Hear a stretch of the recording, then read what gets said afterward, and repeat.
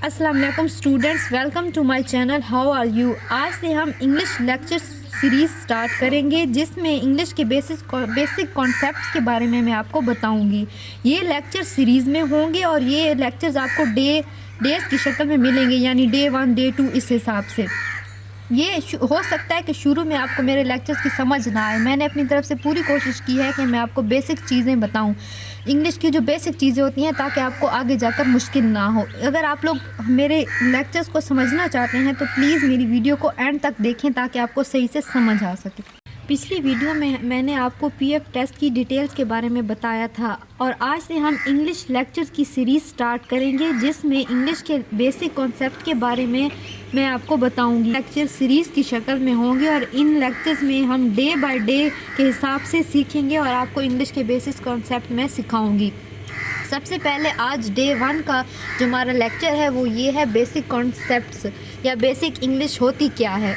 English सीखने के 4 असूल होते हैं या 4 तरीके होते हैं जिनके ज़रिए से हम इंग्लिश को आसानी से सीख सकते हैं। और इंग्लिश के जो अगर आप लोग कह लें कि जो 4 हिस्से होते हैं, इंपॉर्टेंट जो हिस्से होते हैं वो ये हैं। सबसे पहला है लेटर्स जो हम पढ़ते हैं ABC to Z जो भी होते हैं। ये टोटल 26 या 26 होते हैं जिनमें से 5 वोवल्स होते हैं AEIOU। ये देखें, ये होते हैं वोवल्स AEIOU। और इसके अलावा जो बाकी सारे 21 हैं वो कॉन्सोनेंट्स कहलाते हैं। ये लेटर्स तो आम रूटीन में हर शख्स को आते होते हैं क्योंकि ये तो आम चीज़ है इंग्लिश की, चाहे वो जितना कम पढ़ा लिखा हो तो ये लेटर्स तो हर किसी को आते होते हैं 26। उसके बाद आ जाता है वर्ड्स। हम लेटर्स को मिला के वर्ड्स बनाते हैं। इन वर्ड्स में आप देखें ना, ये पहला लिखा हुआ कैट, इसमें CAT 3 लेटर्स मिलकर एक वर्ड बना रहे हैं। इसी तरह से हम मुख्तलिफ लेटर्स को मिलाकर वर्ड्स बना सकते हैं। यहाँ पर मैंने ये बनाए हुए हैं कैट, बैग, गो।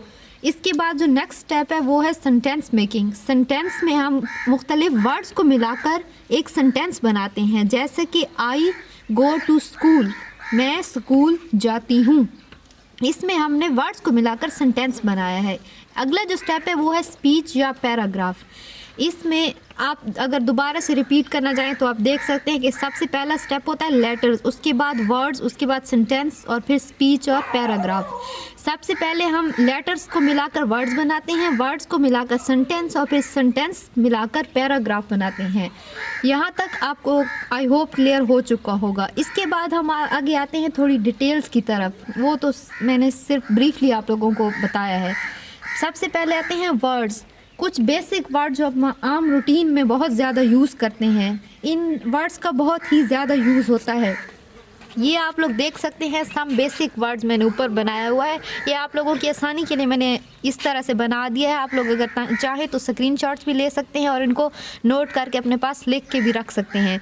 सबसे पहले सम बेसिक वर्ड्स में ये लिखे हुए हैं, इन सब को प्रोनाउंस भी कहते हैं जो किसी भी नाउन को रिप्लेस करने के लिए इस्तेमाल होते हैं। सबसे पहले है आई, मैं। हम अक्सर जुमले बनाते हैं तो उसमें हम अपने बारे में कुछ बताना चाहते हैं तो उसके लिए हम आई को इस्तेमाल करते हैं, मैं। उसके बाद है वी, हम।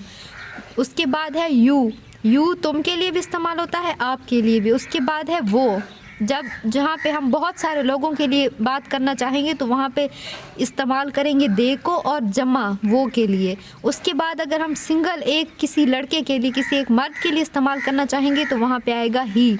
उसके बाद शी, ये किसी एक लड़की के लिए इस्तेमाल होता है। तो ये यहाँ पे आपको फ़र्क समझ आ गया होगा कि वो जमा के लिए दे और सिंगल लड़का के लिए ही, सिंगल लड़की के लिए शी।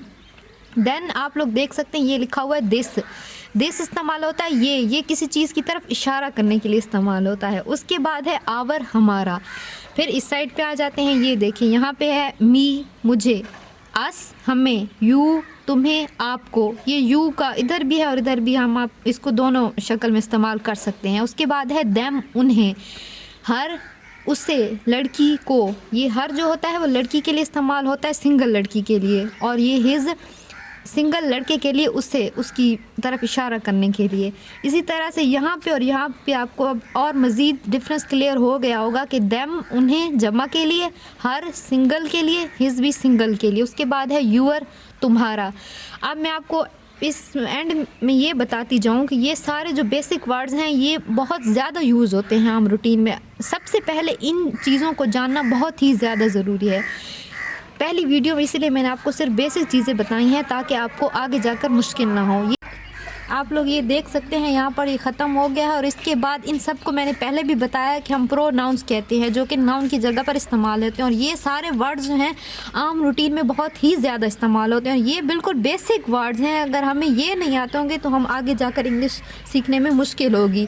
इसके अलावा जो मैंने ऊपर बताया है लेटर, वर्ड, सेंटेंस, ये सब कुछ भी बेसिक चीज़ें हैं इंग्लिश की। अगर ये आपको बेसिक्स आएंगे तो तभी आपको आगे आसानी होगी।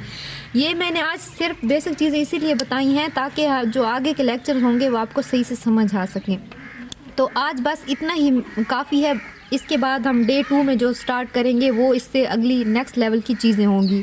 आप लोग इंग्लिश सीखना चाहते हैं और आपको मेरा तरीका इंग्लिश समझाने का अच्छा लगा है कि आसान है, तो आप लोग प्लीज़ हमारे चैनल को सब्सक्राइब कर दीजिए। आपको हर दिन की वीडियो मिलती रहेगी और आप इस आसानी के साथ इंग्लिश सीख सकते हैं। इसके अलावा अगर आपको कोई भी मसला हो तो आप कॉमेंट में बता सकते हैं।